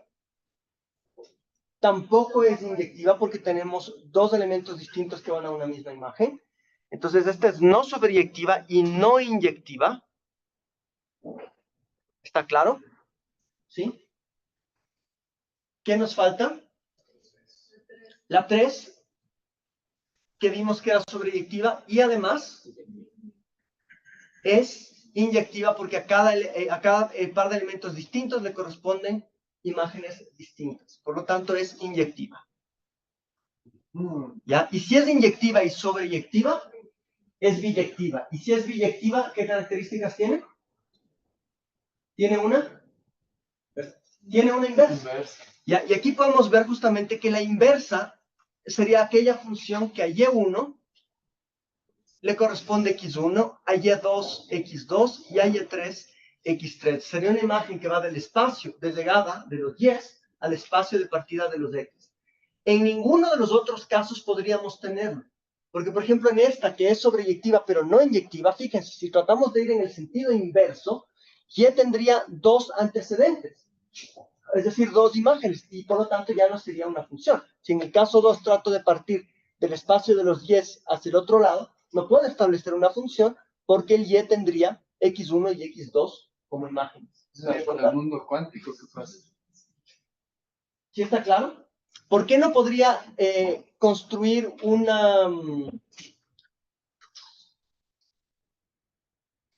función inversa en 6? Porque al no ser sobreyectiva, si trato de hacer una función que vaya de los y hacia los x, voy a tener este que está suelto, ni siquiera voy a tener una función, ¿verdad? Y así pueden ir viendo justamente por qué tanto inyectividad como sobreyectividad son necesarias para poder construir una inversa. Entonces esto es biyectiva, ¿no es cierto? Esta es biyectiva y por lo tanto invertible. Eso es súper importante. Por ejemplo, un ejemplo facilito de las inyectivas es la línea recta, por ejemplo. Si ustedes tienen una línea recta, ¿no es cierto? Tienen una relación a 1 y están contenidos todos los reales, tanto en el dominio como en el recorrido. Entonces, un test que ustedes también pueden hacer gráfico para ver rápidamente si una función es inyectiva, es trazar, para ver si es que es una correspondencia, ¿no es cierto? Trazábamos una línea vertical y veíamos si topaban 2 puntos, esto era una correspondencia. Ese es el primer test. En cambio, para el test de biyectividad gráfico, lo que hacemos es trazar unas rectas horizontales. Entonces, si yo trazo aquí rectas horizontales, yo veo que siempre topa en un solo punto. Y veamos el ejemplo que veíamos en las clases pasadas, digamos, teníamos esta de parábola. Entonces, ¿qué pasa con la parábola si yo trazo líneas horizontales? ¿En cuántos puntos va topando? En 2, por tanto, esta función, la parábola es... ¿Qué cosa? ¿Qué condición se viola? Cuando tengo dos imágenes. Inyectividad. ¿Verdad? Exacto, la parábola no es inyectiva y por lo tanto no es biyectiva, ¿no es cierto? En cambio, la línea recta, por ejemplo, esta sí es biyectiva. Ahí lo interesante es que puedo regresar y volver en las funciones de estas.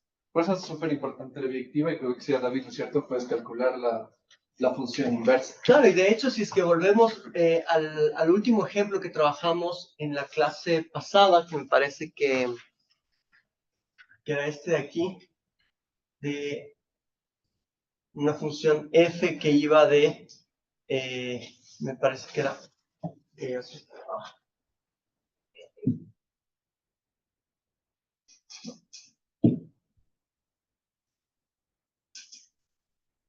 váyanme revisando el ejemplo que creo que era raíz de x cuadrado más 1, ¿cierto? Eso, chicos, con eso ya terminamos el quiz, digamos. El quiz y una revisión de lo que hicimos la clase la semana pasada, espero que les haya servido para afirmar ideas. ¿Sí? Entonces, el ejemplo que trabajamos en clase iba, creo que logramos hacerle, empezamos con una función que no era inyectiva ni biyectiva y restringiendo los espacios de partida y de llegada, llegamos a una función que sí era biyectiva, que era una función f que iba, si no me equivoco, de r más al intervalo 1 más infinito. que a cada x le asociaba un f de x, igual me parece que era raíz de x cuadrado más 1, ¿es cierto?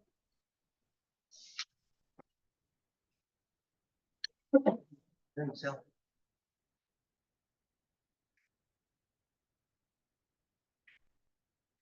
Entonces, habíamos visto que por construcción esta función era inyectiva y biyectiva. Le quitamos la rama de los negativos para que sea inyectiva y le quitamos aquella parte del espacio de llegada de los R's que no tenía preimagen, que no tenía antecedentes, para hacerle sobreyectiva. ¿Es verdad? Y una vez que tenemos esa relación, podemos escribirla como una ecuación de y y x. Sabemos que el y sería igual a raíz de x cuadrado más 1. Entonces podemos aquí ya despejar, como tenemos una relación de 1 a 1, entonces podemos despejar y tendríamos y cuadrado menos 1 es igual a x, ¿verdad? Simplemente elevo al cuadrado en ambos casos, voy a tener y cuadrado y mando el más 1 como menos 1, ¿verdad? Y luego, esto es algo que se hacía desde el colegio, ¿no es cierto? Simplemente revierto las variables y puedo escribir y es igual a x cuadrado menos 1. Entonces, la función y igual a x cuadrado menos 1, o la... ¿cómo puedo hacer? A partir de aquí construir una función, le voy a llamar f a la menos 1. Sería una función que a cada x me asocia un f a la menos 1 de x, que sería igual a x cuadrado menos 1.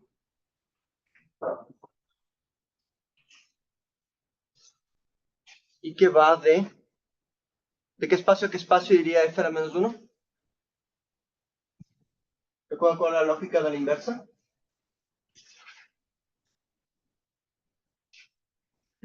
Si f va de r más a 1 más infinito, es f a la menos 1.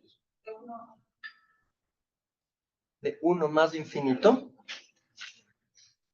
hacia r más. ¿De acuerdo? Y esto, como pueden ver, siempre va a ser mayor o igual a 0. El x cuadrado menos 1 va a ser mayor o igual a 0 porque solo estoy tomando valores de x que empiezan en 1.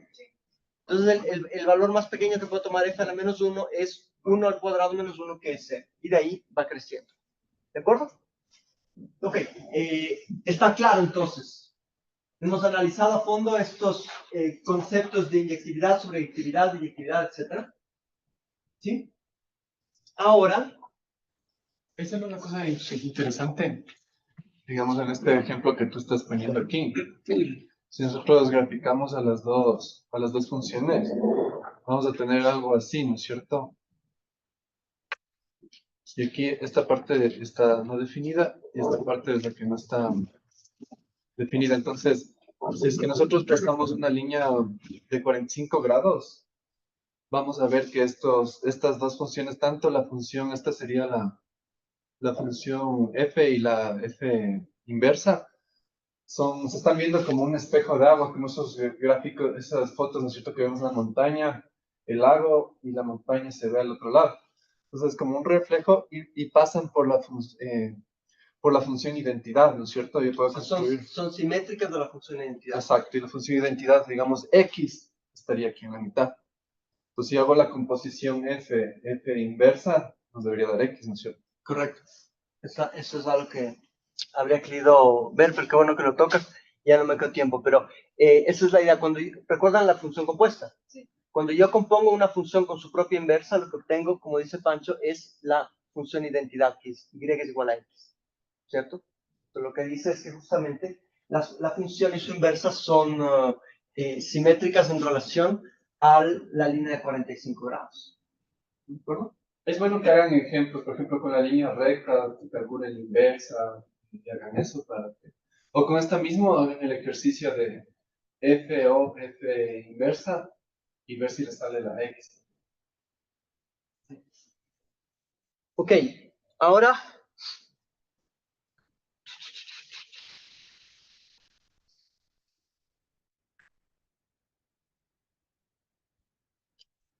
Pensé que vamos a avanzar más hoy día, pero bueno.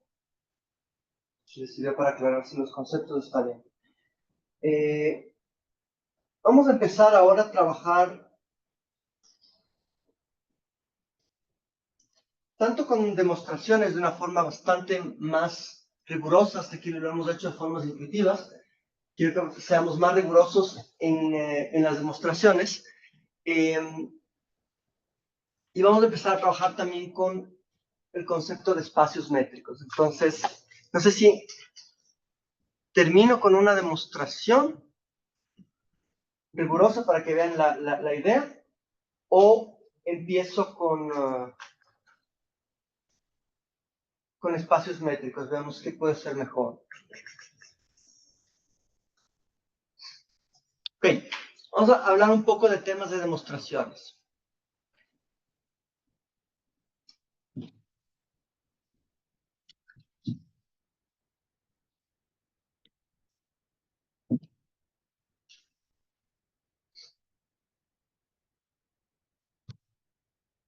Hemos trabajado bastante con proposiciones. Tenemos ya clara la manipulación lógica de las proposiciones con los is, los dos, las implicaciones y las doble implicaciones, las negaciones, etc. Es importante entender entonces la lógica de las demostraciones. Entonces, cuando vamos a hacer una demostración,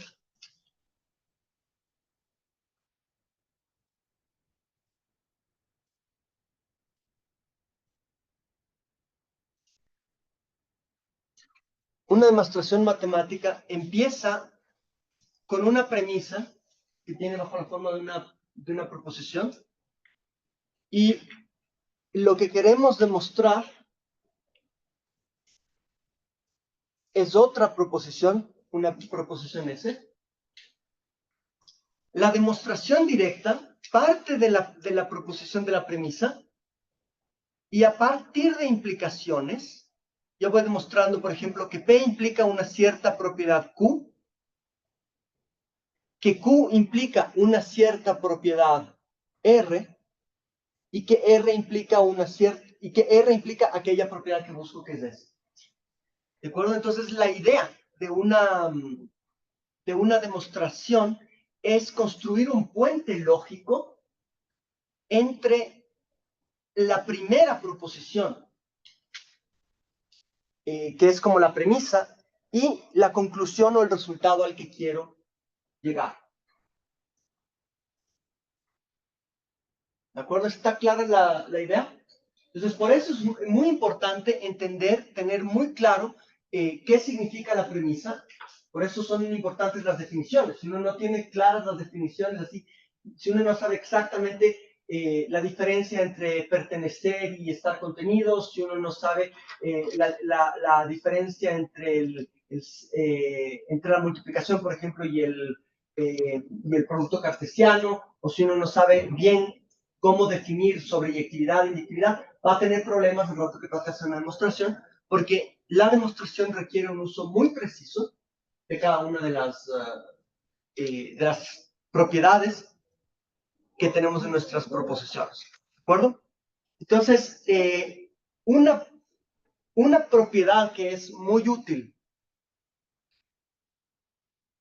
y que parte de una premisa que debería ser relativamente sencilla de interpretar para ustedes en este punto, en teoría de conjuntos, es la generalización de las llamadas leyes de De Morgan. Entonces, yo puedo decir sea, vamos con un ejemplo, sea omega un conjunto,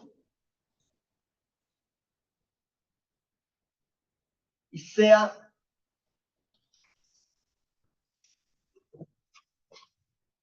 ahí para ahí perteneciente a los naturales, al que ahí está contenida en omega. ¿Qué estoy diciendo ahí? Sea omega un conjunto, es mi conjunto universo, un conjunto de partida, y considero una familia AI para I perteneciente a los naturales, ¿sí? Donde cada AI es un subconjunto de omega. Entonces tengo una familia infinita de omega. Una familia infinita de subconjuntos de omega. ¿Está claro? ¿Ya? Así como antes teníamos A y B, ahora tenemos A1, A2, A3, está A, lo que habíamos descrito en algún punto. Entonces vamos a demostrar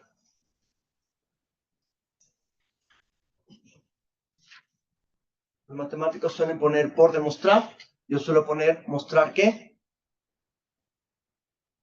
Son viejas mañas, disculparán. Cualquiera de los dos es válido, por demostrar o mostrar qué. Entonces, lo que queremos mostrar que, lo que queremos demostrar es que la unión de los, vamos a subir ya que les puse, de los A sub I para I perteneciente a los naturales, el complemento de esto es igual a la intersección para I perteneciente a los naturales de los A sub I complementos. Entonces ustedes a lo mejor recuerdan del colegio de la universidad la versión sencilla de esto, que es mostrar que A unión B complemento es igual a A complemento intersección B complemento. Esto les puede resultar familiar, ¿verdad? Sobre todo los economistas. ¿Ya? Esta es la versión más general. Si ustedes ven, las leyes de De Morgan aplican la complementación a una unión y la convierten en una intersección de complementos, que es exactamente lo que estoy haciendo aquí. Estoy aplicando la complementación a una unión y la convierto en una intersección de complementos. ¿De acuerdo? Ok, ¿cómo demostramos esto? ¿Qué es lo que harían ustedes? ¿Qué tipo de objetos tenemos al un lado y al otro lado? Son conjuntos. ¿Cómo demuestro la igualdad de conjuntos? ¿Recuerdan? ¿Qué significa la igualdad de conjuntos? Vimos la clase pasada.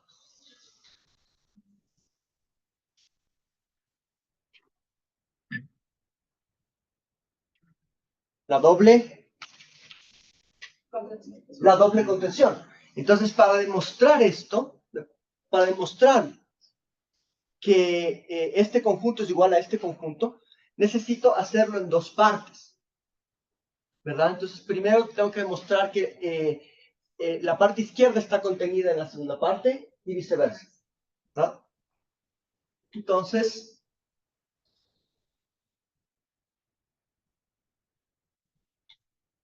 para demostrar esto, voy a hacerlo en dos partes. Entonces puedo poner demostración, primera parte, mostrar que la unión de los, ahí me voy a saltar los subíndices, completen ustedes, está contenido en la intersección de los complementos. ¿De acuerdo? ¿Cómo demuestro esto? ¿Recuerdan cómo se mostraba la contención? La relación de contención entre conjuntos. Debo demostrar que cualquier elemento del primer conjunto es también elemento del segundo conjunto. Entonces puedo empezar de la siguiente forma. Sea X un elemento del primer conjunto. Entonces sea X elemento de la unión de los ahí complementos. ¿Estamos de acuerdo con eso? O sea, estoy tomando toda la unión de ahí complemento como un solo conjunto. Este es un solo conjunto. Okay. ¿De acuerdo? Entonces, cuando tú dices quiero demostrar que este conjunto está contenido en este conjunto, tomas un elemento de tu primer conjunto. Entonces, sea X un elemento de ese conjunto de ahí. ¿Verdad? Entonces, ¿qué significa que X pertenezca a la unión de los ahí complemento? ¿Qué significa, vamos al conjunto del interior, qué significa la unión de los ahí? Nosotros sabemos que, cuando pongo SQS, sabemos que, ¿de acuerdo? sabemos que la unión de los de ahí, ¿se acuerdan qué era la unión de los de ahí? ¿Qué tipo de conjunto era?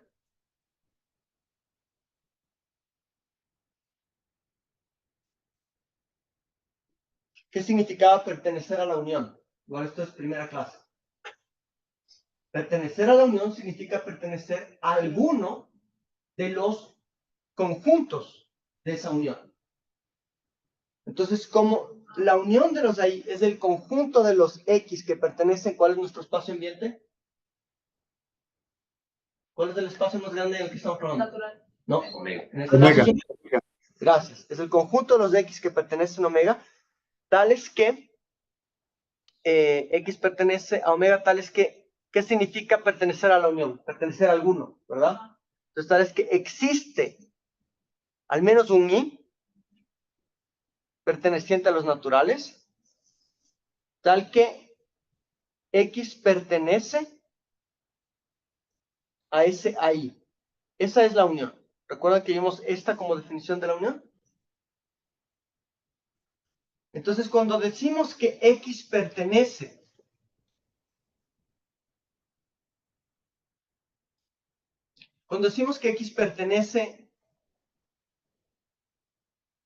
al complemento de la unión, ¿qué estamos diciendo? Que X no pertenece a la unión, ¿verdad? Entonces, como X pertenece al complemento de este objeto de acá, entonces estamos diciendo que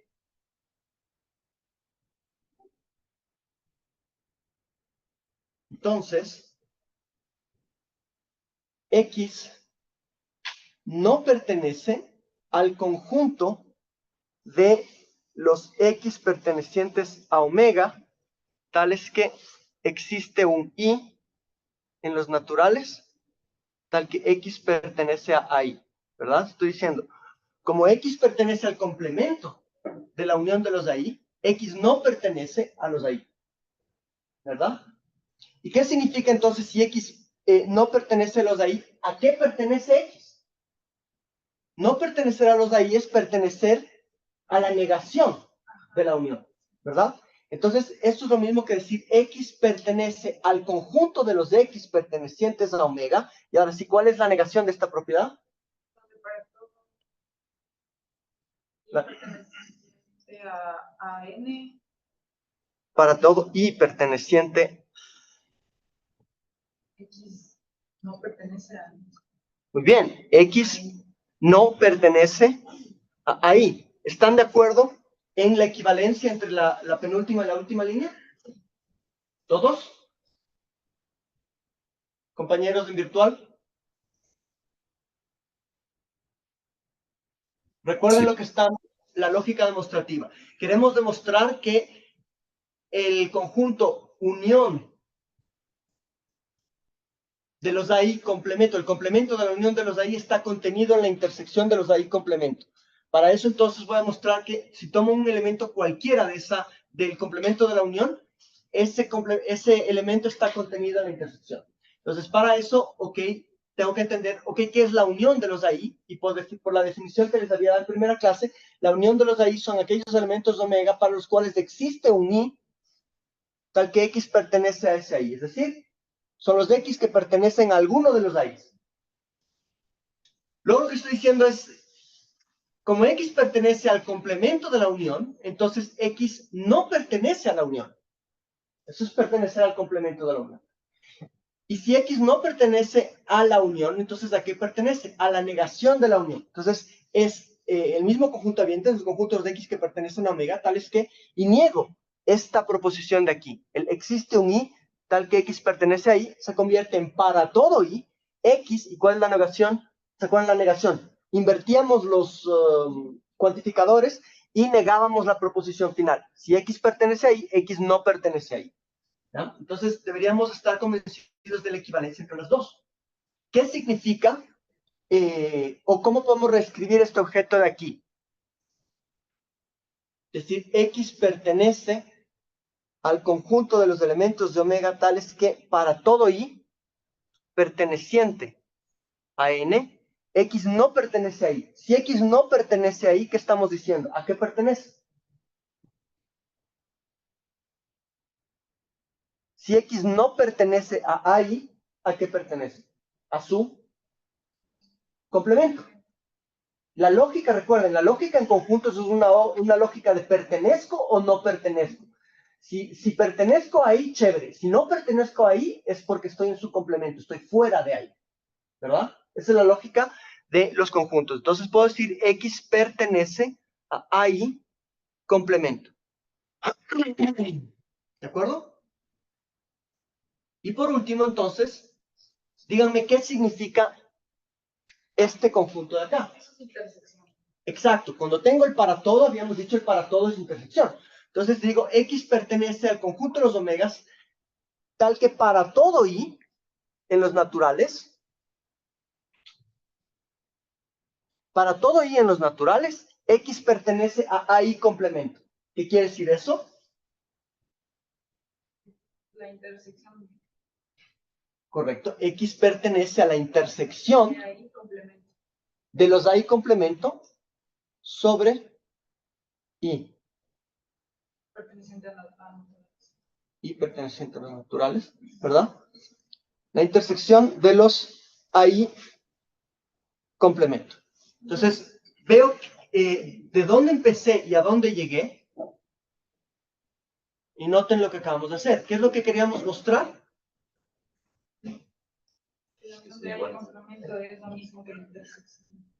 Antes que es lo mismo. Queríamos mostrar que la unión, que el complemento de la unión está contenido en la intersección de los AI. Esa era nuestra primera parte. Entonces, tomamos un elemento X en ese primer conjunto y demostramos que pertenece, miren, tomamos X pertenece al complemento de las uniones y lógicamente deducimos que X pertenece a ¿qué?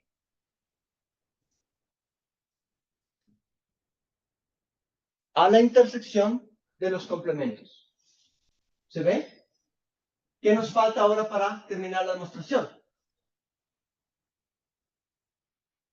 ¿Cómo demostrábamos que dos conjuntos son iguales?